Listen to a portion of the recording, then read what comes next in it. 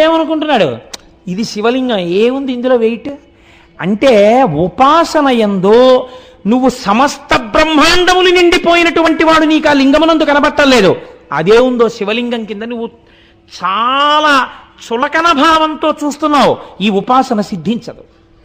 నువ్వు ఒక ఆలయానికి వెళ్ళినప్పుడు ఆపాతాళ నభస్థలంత భవన బ్రహ్మాండ మామిస్ఫుర జ్యోతిస్పాటిక లింగ మౌళి విల సత్పూర్ణేందో వాంతామృతై అస్తోకప్లుతమేకమీశమనిశం రుద్రానువాకాంజపన్ ధ్యాయేత్ ఇప్సిత సిద్ధయే ధ్రువపదం విప్రోభిషించేత్యం బ్రహ్మాండ వ్యాప్త దేహ భసిత హిమరుచాభాసమానా భుజంగై కంఠే కాళాహ కపర్దాహ కలిత శశికలశ్చండ కోదండహస్తాహ. నా కోసం ఇంత సులభుడవై కనపడుతున్నావు అన్ననాడు నీకు అదృష్టం.